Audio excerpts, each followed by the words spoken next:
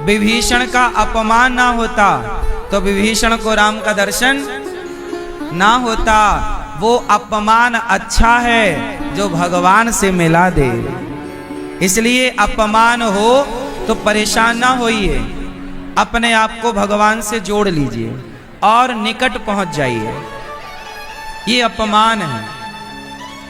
ध्रुव जी की मां ने क्या किया? अपमान, हाथ पकड़ के नीचे गिरा दिया, चल, और कह दिया तपसाराध्य पुरुषम तस्यैवानुग्रहेण में गर्भे त्वं साधयात्मानं यदीच्छसि नृपासनम्। जा बेटा तप कर। ध्रुव जी ने अपनी मां से कहा, मां ये भगवान कहाँ रहते हैं? चलो बताओ आप सब, भगवान कहाँ रहते हैं? जोर से, दिल में, हृदय में। एक्सरा करना पड़ेगा फिर। यदि भगवान है, अच्छा ये बताओ भगवान है कि नहीं है? अच्छा ये बताओ भगवान है तो दिखते क्यों नहीं? आपने भगवान को देखा है? जोर से। नहीं। आपने भगवान को देखा है? नहीं। पीछे भैया आपने भगवान को देखा? जोर से। मैया आपने भगवान को देखा? जोर से। हाँ या ना? देखा? आपने देखा? नहीं। ये भैया लोग कह रहे हैं हमने भगवान को नहीं देखा। मैया आपने भगवान को देखा? पीछे मैया, लाल मैया, हाँ या ना? सुनो, ये लोग कह रहे हैं कि हमने भगवान को नहीं देखा। तो भैया बताओ, मंदिर गए थे तो किससे देखने गए थे? हा? मंदिर में कौन है? भगवान। और आप क्या बोल रहे हैं कि हमने भगवान को नहीं देखा? अरे भाई, जब आप मंदिर जाते हो तो क्या भाव बना के जाते हो कि हम पत्थर को देखने जा रहे हैं? यदि आप पत्थर मानोगे तो वो पत्थर है, और आप भगवान मानोगे तो वो भगवान है। ये आपके मानने पर निर्भर करता है कि आप पत्थर मानते हो या भगवान मानते हो। यदि पत्थर मानते हो तो मंदिर में पत्थर ही है और क्या है, और भगवान मानते हो तो भगवान कण कण में, जहां देखो वहां ईश्वर। सवाल खड़ा हुआ कि आप में से बहुत लोग ऐसे हैं जो मंदिर रोज जाते हैं, लेकिन पूछो कि भगवान को देखा तो मना कर देते, नहीं जी हमने तो भगवान को नहीं देखा। तो सवाल खड़ा हुआ, तो फिर तुम रोज मंदिर क्यों जाते थे? किससे देखने जाते थे? या तो फिर आपका मंदिर जाना व्यर्थ है। जब आप ये कह रहे हैं कि हमने भगवान को देखा ही नहीं, तो फिर आप इतनी बार वृंदावन आए, बिहारी जी को देखा, तो आपका तो देखना बेकार हो गया। क्यों? बात सही है। दो नाव में सवार नहीं हो सकते ना। दो नाव में पांव रखोगे, एक पांव इस नाव में, एक पांव इस नाव में, तो आपका डूबना तय है। एक तरफ आप कहते हैं कि हम मंदिर जाते हैं, भगवान को मानते हैं, और दूसरी तरफ आप ये कहते हैं कि हमने ईश्वर को देखा ही नहीं। भाई, द्वापर युग आया तो श्री कृष्ण प्रकट हो गए। श्री कृष्ण को सबने देखा। ग्वाल वालों ने देखा, गोपियों ने देखा, कंस ने देखा, दुर्योधन ने देखा, शकुनी ने देखा, सबने देखा। लेकिन ये कलयुग है। इस कलयुग में भगवान कैसे प्रकट होते हैं? द्वापर में, सतयुग में, त्रेता में भगवान प्रकट होते हैं कृष्ण के रूप में, राम के रूप में, नरसिंह के रूप में। पर कलयुग में भी प्रकट होते हैं। किसके रूप में?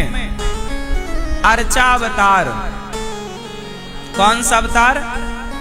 कौन सा अवतार? अर्चावतार। ये अर्चावतार कौन सा है? जो झाड़ी वाले हनुमान जी हैं, ये कौन है? ये अर्चावतार है। जो आपके घर में गोपाल जी बैठे हैं छोटे से, वो अर्चावतार हैं। वो कौन है?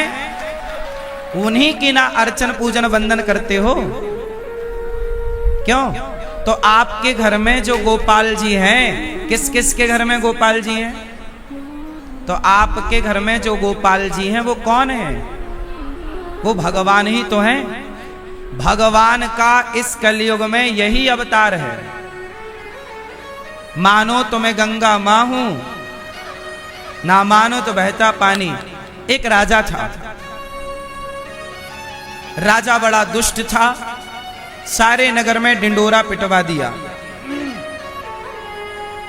राजा ने कुछ सवाल किए प्रजा से, आप लोगों से, कहा कि मेरे प्रश्न का उत्तर दो वरना मैं सारे मंदिर तोड़ दूंगा, सारी मूर्तियां हटवा दूंगा, फिर कोई ना पूजा करना ना पाठ करना, या तो मेरे सवाल का उत्तर दो।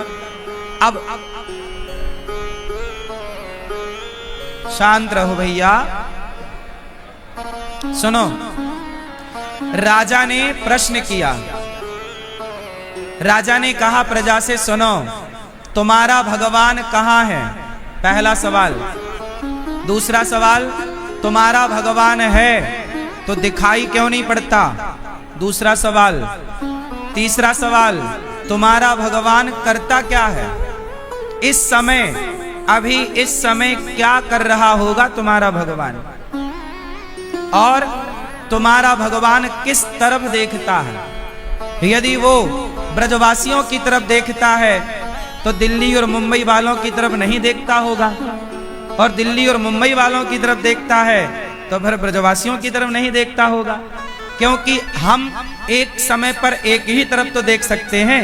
आप हमारी तरफ देख सकते हैं, आपके पीछे कौन बैठा है आप नहीं देख सकते। तो बताओ, राजा ने सवाल किए, पूरी प्रजा को, सारे भक्तों को, संतों को बुलाया, कहा मेरे ये सवाल हैं, उत्तर दो वरना सारे मंदिर तोड़ दूंगा। 1 महीने का टाइम, 1 महीने के अंदर मेरे सवाल का उत्तर दो। अब सारे भक्तों ने जा जा के राजा को तर्क दिया कि भाई भगवान दिखता नहीं है पर होता है, जैसे हवा दिखती नहीं है पर होती है। बड़े तर्क दिए पर राजा किसी भी तर्क से सहमत नहीं हुआ। सारे भक्त परेशान हो गए, सारे संत परेशान हो गए राजा के निर्णय से। अब कैसे समझाएं? बड़ा परेशान कर रहा है राजा, बड़ा दुष्ट राजा। आज महीने का आखिरी दिन आ गया, राजा ने आदेश दे दिया सेना को, जाओ सूर्यास्त होते ही सारे मंदिरों को तोड़ दिया जाए, सारी मूर्तियों को हटा दिया जाए, शाम सूर्य अस्त होते ही, क्योंकि आज महीने का आखिरी दिन है। सारे भक्त लोग रोने लग गए, साधु लोग रोने लग गए कि राजा को समझाएं तो समझाएं कैसे। बड़े वेद पुराणों के तरीके से समझाया, अपने अपने ढंग से सबने ही समझाया, पर राजा ने किसी की नहीं सुनी। तब एक भक्त घर गए और रोने लग गए, और रोते हुए बोले, हे भगवान, ये राजा इतना दुष्ट क्यों है? कोई इलाज करो प्रभु इसका। आज ये सारे मंदिर तोड़ देगा, हमारी आस्थाओं के साथ खिलवाड़ कर रहा है ये राजा।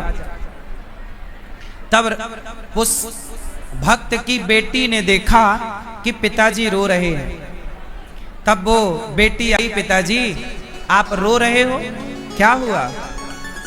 कहा, बेटा आज राजा पूरे मंदिर तोड़ देगा, फलाने फलाने प्रश्न उसने पूछे हैं, कोई उत्तर देना चाहे भी तो वो सुनने को तैयार नहीं। हम दे रहे हैं उत्तर, वो लेता नहीं, बोले ये तर्क सही नहीं है, ये उत्तर सही नहीं है, हम संतुष्ट नहीं हैं। अब लड़की बोली, वो भगत जी जो थे ना भक्त, उनकी 10-12 साल की लड़की थी। वो लड़की बोली, मैं उत्तर देकर आती हूँ। वो भक्त जी बोले कि बेटा, बड़े बड़े ज्ञानी हार गए, बड़े बड़े पंडित हार गए, बड़े बड़े साधु हार गए, वो समझा ना पाए दुष्ट राजा को, तुम तो 12 साल की लड़की हो। महाराज, पिताजी मेरे पे विश्वास करो, भरोसा करो, मैं जाती हूँ। बेटी चली, राजा का दरबार लगा था, आखिरी का 1 घंटा बचा था सूर्य अस्त होने में। माना कि 6 बजे सूर्य अस्त है तो 5 बजे थे। लड़की पहुंची, दरबार लगा, हजारों लोग थे, क्योंकि आखिरी निर्णय था, अभी 1 घंटे में कुछ हो सकता है। तो लड़की गई, महाराज मैं आपके प्रश्न का उत्तर दूंगी, आप अपनी सेना को रोकिए। राजा ने रोका, सेनापति रुको, अब 1 घंटे में ये लड़की कुछ और कहना चाहती है। हाँ बेटा आओ। राजा सुनता सबकी था। न्याय चालू हुआ, लड़की ने उत्तर देना शुरू किया। हाँ महाराज पूछो, आपका सवाल क्या है? राजा बोला कि पहला सवाल है कि तुम्हारा भगवान कहाँ है, और दूसरा सवाल है कि है तो दिखता क्यों नहीं? लड़की बोली, महाराज मैं आपके प्रश्न का उत्तर दूंगी, पर मुझे थोड़ा सा दूध चाहिए, दूध पीना है, भूख लगी है। राजा ने कटोरा दूध बुलवाया, 1 कटोरा सोने का कटोरा दूध भरवाया, लड़की के पास लाया। लड़की से कहा ये रहा दूध।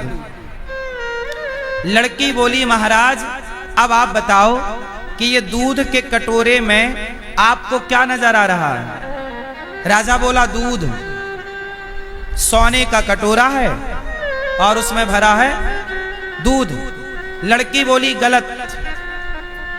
महाराज आप कह रहे हैं कि इस कटोरे में दूध है, आपको दूध दिखाई पड़ रहा है, पर महाराज मुझे मक्खन दिख रहा है, मुझे इस दूध में मक्खन नजर आ रहा है। महाराज बताओ इस दूध में मक्खन है या नहीं?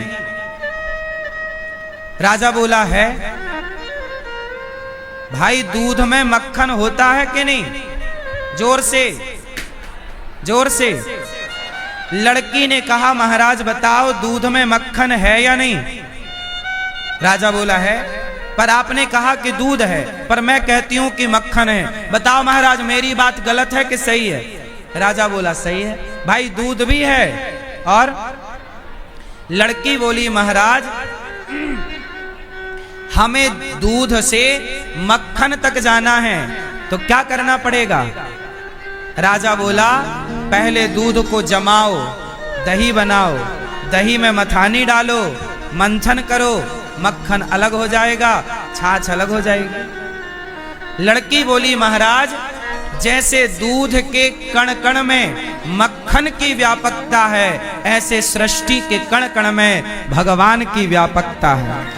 ये पहले प्रश्न का उत्तर है।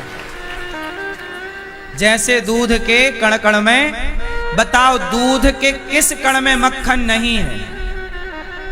दूध के किस कण में मक्खन नहीं है? हर कण में मक्खन है। जैसे दूध के हर कण में मक्खन है, ऐसे सृष्टि के हर कण में कृष्ण समाये हैं। सवाल दूसरा, भगवान है तो दिखता क्यों नहीं? उत्तर सुनो। क्या आपको दूध में मक्खन नजर आता है? बोलो बोलो। दूध में मक्खन नजर नहीं आता, पर पुरुष हो तुम नहीं जान सकते। स्त्रियों से पूछो कि जो मां नहीं बनती वो बेचारी तड़पती हैं कि एक बार मैं भी जरा प्रसव का दर्द रो लूं। रोना चाहती हैं वो, और रोने को सौभाग्य समझती हैं। उद्धव जैसे बिना रोए बेटा नहीं मिलता, बिना रोए जब बेटा नहीं मिलता तो बिना रोए कृष्ण कैसे मिल जाएंगे? इसलिए कहा, कन्हैया को एक रोज रो कर पुकारा, कन्हैया को एक रोज रो कर पुकारा, कृपा पात्र किस दिन बनूंगा तुम्हारा। कन्हैया को एक रोज रो कर पुकारा, कृपा पात्र किस दिन बनूंगा तुम्हारा। मेरे साथ होता है प्रतिक्षण तमाशा, है आंखों में आंसू हृदय में निराशा, कई जन्मों से पथ पे पलकें बिछाई, न पूरी हुई एक भी दिल की आशा।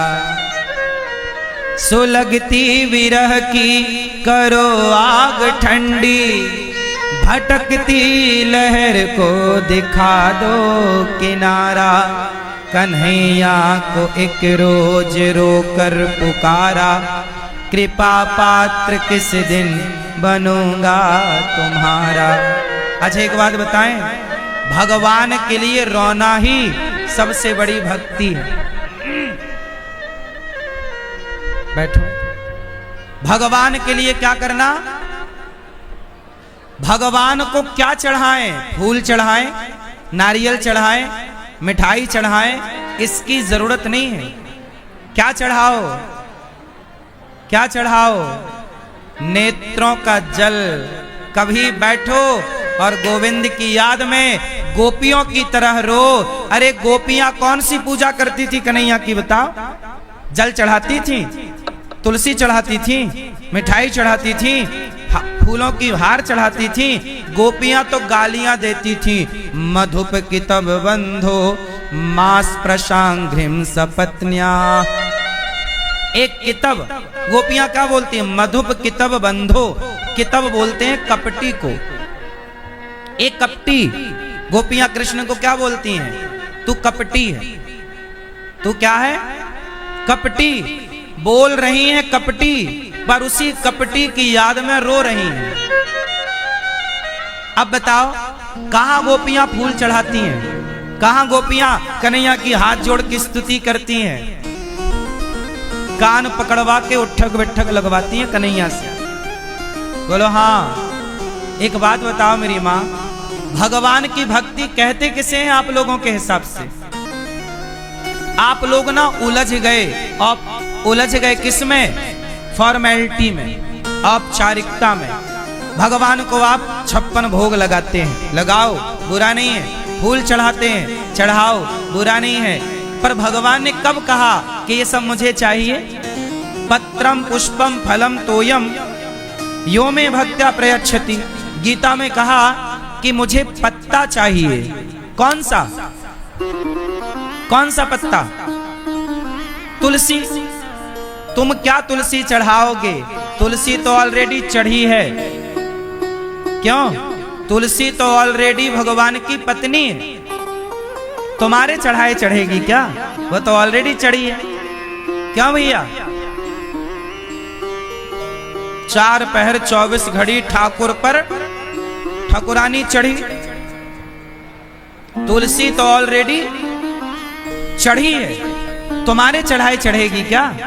फिर अरे भैया, भगवान को तुलसी बाद में चढ़ाना। तुम ना चढ़ाओगे तो भी वो तुलसी के बिना रहते नहीं है। वो पत्नी है उनकी, वृंदा भगवान की पत्नी है। क्या चढ़ाओ? इसलिए गोपियां क्या चढ़ाती थी भगवान को? गोपियां क्या चढ़ाती थी? गोपियां जब उद्धव आए और चिट्ठी पकड़ाई के लो, ये कन्हैया ने चिट्ठी दी। गोपियों ने चिट्ठी पकड़ी और एक ने फाड़ा, दूसरी ने छीना, तीसरी ने छीना। एक पत्रिका के 10, 50, 100 टुकड़े हो गए। गोपी उसे आंखों से लगाए, चिंदी वो कागज का टुकड़ा छाती से लगाए, चुम्बन करे। उद्धव बोले, पगली कम से कम पढ़ तो लिया होता कि लिखा क्या है। गोपियां बोली, हम तो कृष्ण को पढ़ चुके हैं, उसकी चिट्ठी पढ़ने की जरूरत नहीं है हमें। अच्छा, तो गोपियां, उद्धव जी कहते हैं कि कृष्ण ने आपके लिए चिट्ठी पहुंचाई, अब हम वापस जा रहे हैं, तो कुछ आप भी हमें पहुंचा दो। हम कृष्ण को बताएंगे कि गोपियों ने ये पहुंचाया है। चलो बताओ सब लोग।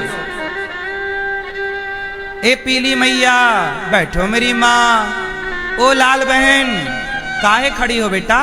बैठ जाओ। तुम बहुत देर से खड़ी हो, बैठ जाओ।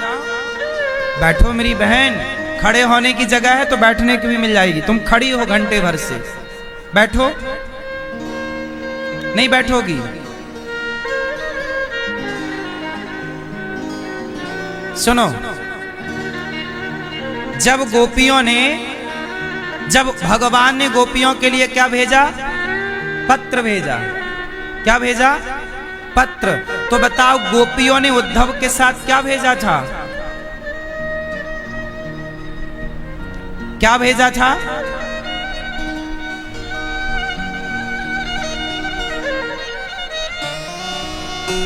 जानते हो क्या भेजा?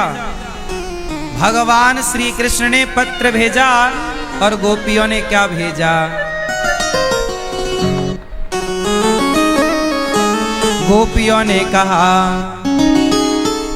हम प्रेम दीवानी हैं, वो प्रेम दीवाना। ऐ उद्धव हमें ज्ञान की पोथी न सुनाना, हम प्रेम दीवानी हैं, वो प्रेम दीवाना। उद्धव इन असुवन को, देखो भगवान चिट्ठी भेज रहे हैं और गोपियां उद्धव इन असुवन को हरिसन मुख ले जाओ, पूछे हरि कुशल तो चरणों में दियो चढ़ाओ। उद्धव ये मेरे आंसू ले जाओ और कन्हैया हमारी कुशल पूछें तो ये आंसू कन्हैया के चरणों में चढ़ा देना और कह देना कि इन आंसुओं से पूछ लो कि गोपियों की हालत कैसी है। ये आंसू बताएंगे कि हमारी स्थिति कैसी है। ऐसी गोपियां जो कृष्ण के लिए केवल रोती हैं। इसलिए कहता हूं भगवान की सबसे बड़ी पूजा क्या है? भगवान की याद में रोना ही सबसे बड़ी पूजा है। एक बात बताओ, छोटा बच्चा जब भूख लगती, प्यास लगती, सर्दी लगती, गर्मी लगती, क्या करता है? 6 महीने का है बच्चा या 1 साल का है बच्चा, उसे भूख प्यास लगे, सर्दी गर्मी लगे, क्या करता है? जोर से उसके पास दूसरा ऑप्शन केवल रोता है।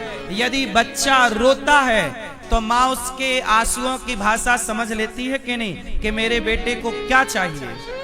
जब बच्चे का रोना, बच्चे के रोने के भाव को माँ समझ लेती है तो भक्त कभी जाके आंखों के अश्रु बहाकर चढ़ाए तो सही चरणों में, क्या भगवान तुम्हारे अश्रुओं की भाषा ना समझ लेंगे?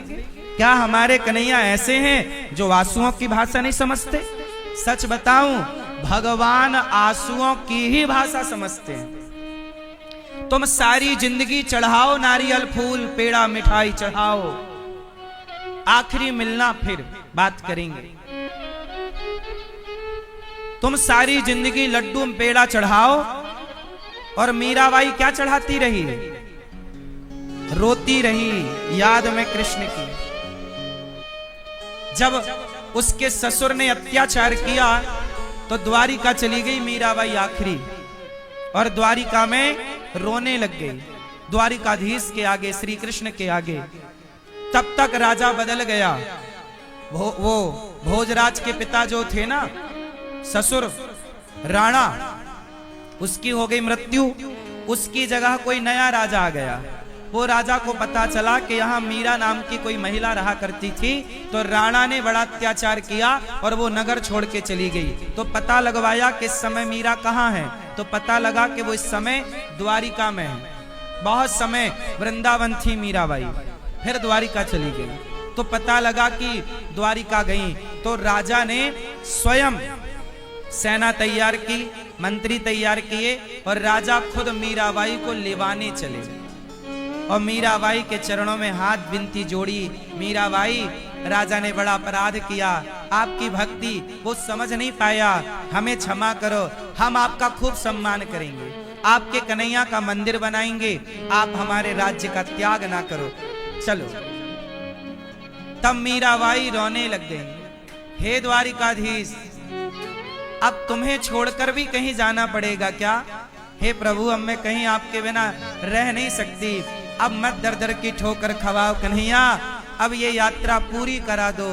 और भगवान के प्रेम में इस तरह रोई, ऐसा भाव प्रकट हुआ कि सबके देखते देखते मीराबाई बोली, द्वारिकाधीश श्याम सुंदर, अब हम आपको छोड़कर कहीं ना जाएं, ऐसी कृपा करो प्रभु, अब आपके चरणों को कभी छोड़ना ना पड़े, आपको कभी छोड़ना ना पड़े प्रभु। राजा कितना भी अच्छा है, पर मुझे अपने कृष्ण को छोड़कर कहीं नहीं जाना। जब वो आर्त भाव में रोई कि प्रभु अब स्वीकार कर लो, अब तो बुढ़ापा आ गया, अब तो आंख काम नहीं करती, पता नहीं कितने दिनों बाद कब अंधी हो जाऊं तो तुम्हारा दर्शन छूट जाए, पता नहीं कब लंगड़ी हो जाऊं तुम्हारा दर्शन छूट जाए, पता नहीं तुम कब हाथ से अपाहिज हो जाऊं, कब तुम्हारी सेवा छूट जाए। हे प्रभु, कोई अपराध है तो क्षमा करो, हमें स्वीकार कर लो। ये दासी, ये मीरा अपने आप को आपके श्री चरणों में समर्पित करती है।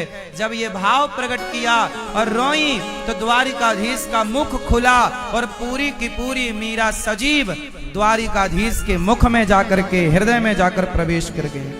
पूरी मीरा जब समाई तो उनके साड़ी का पल्लू रह गया। राजा दौड़ा, जो लेने आया, मीरा रुक जाओ।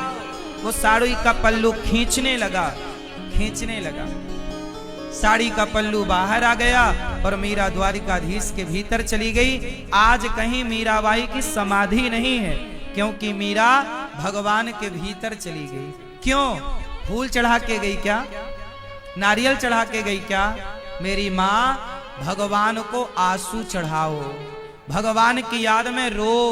छोटा बच्चा रोता है तो माँ दौड़ कर आ जाती है, भक्त रोकर पुकारेगा तो भगवान नहीं आ जाएगा। बस भगवान कहाँ है? जैसे दूध के कण-कण में मक्खन, दिखाई क्यों नहीं पड़ता? जैसे दर्द है पर दर्द दिखाई नहीं पड़ता, उसी तरह भगवान है, दिखाई नहीं पड़ते। बस प्रेमी उन्हें देख सकता है, समझ सकता है। जिसे दर्द है, कहते ना, जिसके पांव में विमाई फटी ही नहीं, वो पीर पराई क्या जाने। और जिसने बेटी को जन्म दिया ही नहीं, वो बेटी की विदाई क्या जाने। कुछ दर्द ऐसे हैं जो सब नहीं जानते। प्रसव की पीड़ा का दर्द पुरुष नहीं जानता, स्त्री ही जानती है। ऐसे ही भगवान के विरह का कष्ट ये भक्त ही जान सकता है, हम जैसे पापी कैसे जानेंगे। इसलिए भगवान दर्द की तरह है। राज वो लड़की कह रही है, राजन भगवान है पर दिखाई नहीं पड़ते। अनुभव करोगे, भक्ति करोगे तो। तीसरा सवाल क्या था तुम्हारा? राजा ने कहा, ये बताओ तुम्हारे भगवान इस समय किस तरफ देख रहे हैं? राजा ने कहा, कहां देख रहे हैं? इस तरफ की, इस पूरब के, पश्चिम के, उत्तर की, दक्षिण, कहां?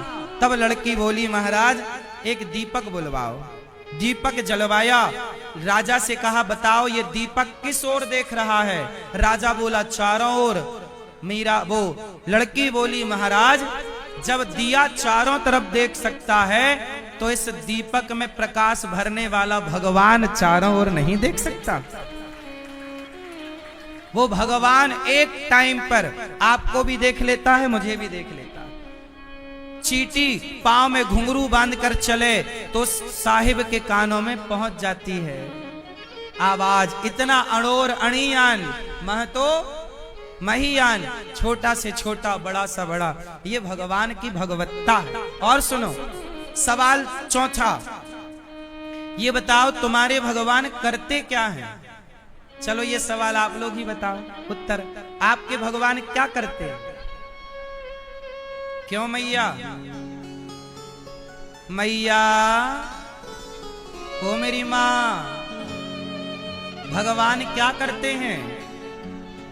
लड़की बोली, महाराज आपका सवाल है कि भगवान क्या करते, पर ये बताओ कि प्रश्न करने वाला बड़ा कि उत्तर देने वाला बड़ा। राजा बोले उत्तर देने वाला गुरु, प्रश्न करने वाला चेला। तो लड़की बोली मैं गुरु हो गई, आप चेला हो गए, पर चेला तो ऊपर बैठा है और गुरु नीचे खड़ा है, पहले मुझे आसन तो दो। राजा ने अपने आसन में लड़की को बिठाया और बोला अब बताओ तुम्हारे भगवान क्या करते हैं। तो लड़की बोली जो राज सिंहासन में बैठे उसके सिर पर राज मुकुट होना चाहिए या जो नीचे खड़ा हो उसके सिर पर। राजा बोला जो सिंहासन पर बैठे राज मुकुट उसके सिर पर होना चाहिए। तो राजा ने अपनी मुकुट उतारी, लड़की के माथे रख दिया, बोला अब बताओ तुम्हारा भगवान क्या करता है। लड़की बोली महाराज अभी भी नहीं समझ पाए, मेरा भगवान यही करता कि मुझ जैसे भिखारी को राजा बना देता है और तुम जैसे राजा को भिखारी बना के खड़ा कर देता। मेरा भगवान यही करता है, राजा को रंक और रंक को यदि तुम गलत करोगे तो तुम राजा हो रंक हो जाओगे, और सही करोगे तो तुम रंक हो राजा हो जाओगे। इसलिए ईश्वर के घर देर है, ईश्वर के घर देर है। God mills grind slow but sure. ईश्वर के घर देर है, अंधेर तनिक भी नहीं। इसलिए सब्र रखो। राजा को जब लड़की ने संतुष्ट किया उत्तर देकर, तो राजा ने मंदिर तोड़ने का निर्णय स्थगित कर दिया और राजा भी ईश्वर की सत्ता को मानने के लिए मजबूर हो गया। जो लोग कहते हैं मैं ईश्वर को नहीं मानता, मैं आपको एक बात बता दूं, जो कहता है कि मैं ईश्वर को नहीं मानता, ऐसा हो ही नहीं सकता कि वो ईश्वर को ना मानता हो। वो मानता है पर मानने को तैयार नहीं है। ईश्वर की सत्ता, चलो तुम कहते हो ना मैं ईश्वर को नहीं मानता, तो एक बात बताओ, क्या पानी के बिना रह सकते हो? हवा के बिना रह सकते हो? तो हमारे यहाँ तो यही है ना कि जल के रूप में भगवान, वायु के रूप में भगवान। मैंने भगवान शब्द की व्याख्या एक दिन की थी कि पंच तत्व को ईश्वर कहते हैं। फिर कौन कह सकता है कि मैं ईश्वर को नहीं मानता? कोई डायरेक्ट मानता है, कोई इनडायरेक्ट मानता, मानते सब। ईश्वर के बिना गुजारा किसी का नहीं। चलो ध्रुव जी महाराज तपस्या करने गए, नारद जी मिल गए, ओम नमो भगवते वासुदेवाय मंत्र दिया। 3 दिन में एक बार खाते, फिर 6 दिन में एक बार, 9 दिन में एक बार, ऐसे करते करते 5 महीना पूरा हो गया। 5वें महीने के आखिरी में, 6ठे महीने की शुरुआत में ध्रुव जी ने प्राण वायु रोकी और 5वें महीने के आखिरी में जब प्राण वायु रोकी तो ब्रह्मांड की वायु रुक गई। इंद्र घबराए, प्रभु कौन? भगवान बोले मेरा भक्त खड़ा है एक पांव से, तो जाकर दर्शन दो। भगवान बोले ध्रुव जैसे भक्तों को मैं दर्शन देता नहीं, बल्कि ध्रुव जैसे भक्तों का मैं स्वयं दर्शन करता हूं। दर्शन देने नहीं, दर्शन करने भगवान ब्रज मंडल में प्रकट हो गए और ध्रुव जी के सामने खड़े हैं। ध्रुव जी आंखें बंद किए, छवि चल रही मन में, और ध्रुव जी स्तुति क्या करते? हाथ जोड़कर भगवान का ओम नमो भगवते वासुदेवाय का जाप चल रहा। भगवान ने अपनी छवि खींच ली। ध्रुव जी आंखें खोले तो वही कृष्ण जो भीतर प्रकट थे वही बाहर आकर खड़े हो गए। ध्रुव जी दौड़कर चरणों में गिर पड़े, पर कुछ आता नहीं, पढ़े लिखे थे नहीं। तो भगवान ने शंख का स्पर्श कराया और ध्रुव जी को सब कुछ ज्ञान हो गया। मूकं करोति वाचालं पंगुं लंघयते गिरिं यत्कृपातमहं वन्दे परमानंदम माधवम। भगवान कहते हैं कि जो मेरे आश्रित है वो गूंगा भी हो, मूकम करोति वाचालम, गूंगा भी बोलता है, लंगड़ा भी पहाड़ लांग जाता है। कब? जब भगवान की कृपा होती है। मुंह कहो ही बाचाल पंगु चढ़ही गिरिवर गहन, जासु कृपा सु दयाल द्रवहु सकल कलिमल दहन। रामचरितमानस। अब ध्रुव जी ने स्तुति की, योऽन्तः प्रविश्य मम वाचमिमां प्रसुप्तां संजीवयत्यखिल शक्तिधरः स्वधाम्ना अन्यास्तहस्तचरणश्रवणत्व गादीन् प्राणान्नमो भगवते पुरुषाय तुभ्यम्। योऽन्तः प्रविश्य, ध्रुव जी कहते हैं हे प्रभु मेरे अंतःकरण में प्रवेश कर जाओ, मेरे भीतर आ जाओ। आज मैं आपकी स्तुति कर रहा हूँ। ध्रुव जी से भगवान ने कहा पुत्र कुछ मांग लो। ध्रुव जी ने कहा प्रभु आपका दर्शन हो गया। माँ ने कुछ ये नहीं कहा क्या मांगना है। भगवान ने कहा कि आपने 6 महीने तक तपस्या की, जाओ मैं आपको 36,000 वर्षों का राज्य देता हूँ। ध्रुव जी को भगवान दर्शन देते हैं, लाड़ लड़ाते हैं। 5 साल के बच्चे हैं। ध्रुव जी के जाते ही ना एक विद्रोह हो गया। किसका? भक्तों का। सारे भक्तों ने हड़ताल कर दी, अब नहीं करेंगे पूजा भगवान आपकी। सारे भक्तों ने क्या कर दी? हड़ताल। अब कोई माला वाला नहीं जप रहा है। ध्रुव जी को भगवान मिल गए तो सारे भक्तों ने हड़ताल कर दी। भगवान बोले भाई क्या हो गया, ये भारत के भक्तों ने हड़ताल क्यों कर दी? और भक्तों ने कहा प्रभु आपका न्याय सही नहीं है। क्यों? अरे बोले हम बुढ़े हो गए तुम्हारी पूजा करते करते, तुम हमें तो मिले नहीं, और 5 साल का छोरा 6 महीने वाने तपस्या करी, तुम दौड़े दौड़े आ गए वाक्य सामने। बड़ो लाड़ प्यार तुमने बरसायो वाक्य सामने, हम दुश्मन है लगे का आपके? भगवान हम आपके दुश्मन है का? दिन भर तुम्हारो ही नाम जपें, तुम्हारी पूजा करें, तुम्हें भोग लगा की पावे, दिन भर तुम्हारो ही जब तप करें। हमारा तो बुढ़ापा आ गया, बाल सफेद है गए, बाल पक गए, तुम ना आए। और ध्रुव जी 5 महीने तपस्या किए, तुम आ गए, अब तुम्हारी भक्ति हम नहीं करेंगे। तुम बड़े पक्षपाती हो, बड़े पक्षपाती हो, तुम सही नहीं हो। अच्छा एक बात बताओ, सच बताओ, भगवान पक्षपाती हैं या नहीं? जोर से, जोर से, जोर से, जोर से, जोर से। मैया भगवान पक्षपाती हैं कि नहीं? जोर से। नहीं। अरे राम राम राम, तुम कन्हैया के घर में रह के कन्हैया को ना जान पाए? इस संसार में सबसे बड़ा पक्षपाती कोई है तो कन्हैया ही सबसे बड़ा पक्षपाती। कैसे है लाला? सुनो हम सिद्ध करेंगे। अभी आप खुद कहोगे कि हाँ लाला पक्षपाती है। सुनो, जैसे मां सदा अपने बच्चे का पक्ष लेती है, ऐसे मेरा भगवान सदा अपने भक्तों का पक्ष लेता है। सुनो, पक्षपात की बात आई ना, मैं उदाहरण देके समझाता हूं। मैं आपको उदाहरण देता हूं, अभी आप बताना कि ये पक्ष है या नहीं। सुनो उदाहरण सुनो। महाभारत का युद्ध हुआ। महाभारत के युद्ध में अभिमन्यु मारे गए। देखो भगवान कितने बड़े पक्षपाती हैं, छोटे मोटे नहीं हैं, पूरा 100 नंबर लाए हैं पक्षपात में। सुनो मैं आपको बता रहा हूं, अभी आप खुद बताएंगे कि हाँ ये बात सही है। आपको जरा दिमाग से निकल गई वो बात, बस हम दिमाग में भर देंगे। सुनो, अभिमन्यु जब मारे गए तो अभिमन्यु के मरने पर अर्जुन को बड़ा कष्ट हुआ। अर्जुन ने प्रतिज्ञा ली कि मैं सवेरे कल के युद्ध में अभिमन्यु किसके कारण मारे गए? जयद्रथ के कारण। क्योंकि चक्रव्यूह के द्वार पर जयद्रथ खड़ा था। कौन खड़ा था? जयद्रथ, दुर्योधन का जीजा, दुर्योधन का जीजा जयद्रथ। अर्जुन ने प्रतिज्ञा कर ली कल का युद्ध या तो मैं जयद्रथ को मार दूंगा या मैं चिता पर जल जाऊंगा। कल मेरा आखिरी युद्ध होगा, मैं जयद्रथ को कल मारूंगा। कौन बोला? अर्जुन। भगवान ने डांटा, ए अर्जुन प्रतिज्ञा लेने की क्या जरूरत थी?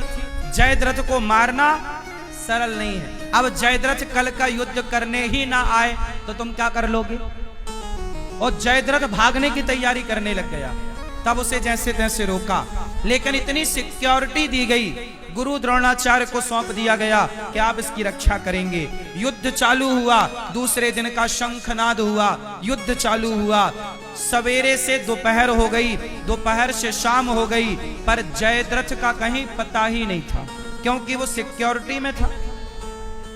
कई प्रकार की उसकी सुरक्षा भी गुरु द्रोणाचार्य ने बना रखी।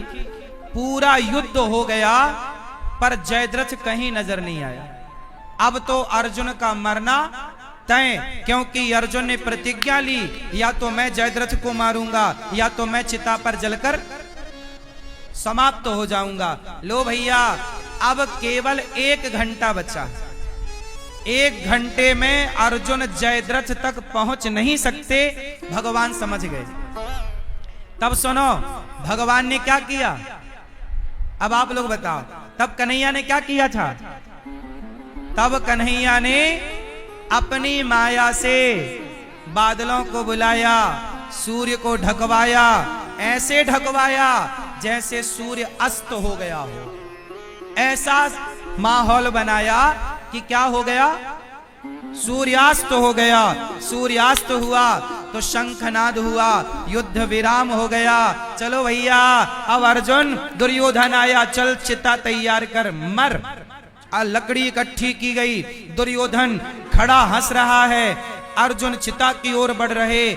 जयद्रथ को लगा अब तो सूर्य अस्त ही हो गया, अब थोड़ी मरूंगा, अब तो अर्जुन की चिता तैयार हो रही है, अब तो मैं जाऊं जरा तमाशा देख कर आऊं। तो तमाशा देखने सारी सिक्योरिटी तोड़ता हुआ जयद्रथ आया और सामने आकर खड़ा हो गया। हा हा हा हा, मुझे मारने चला, खुद देख कहां चला, चिता की तरफ। भगवान समझ गए कि जो करना था हो गया, इसको बुलाना था सामने, आ गया।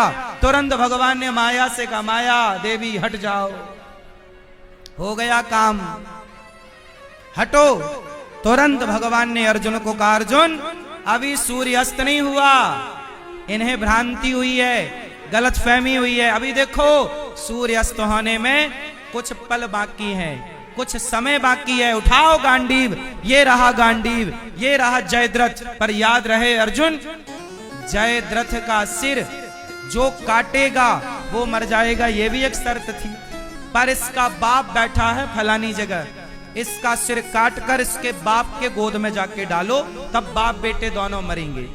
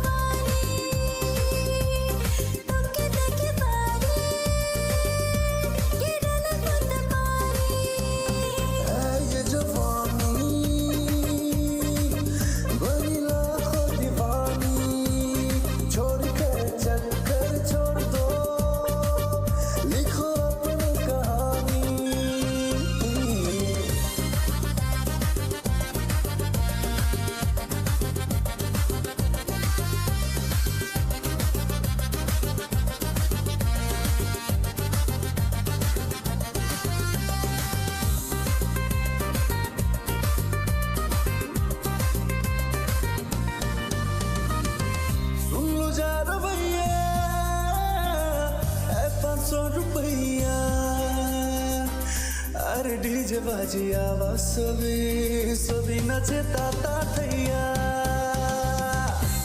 झूमो नच गा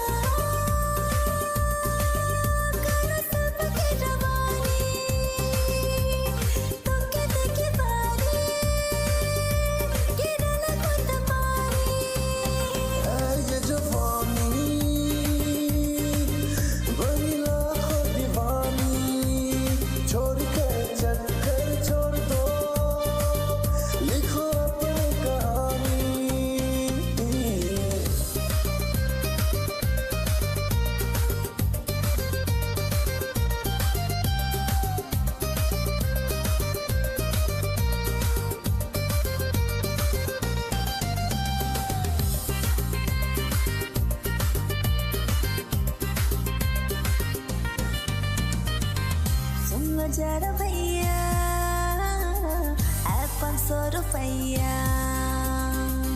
अरे डीजे बाजी आवा सभी नचता दैया झूमो नाचो गाओ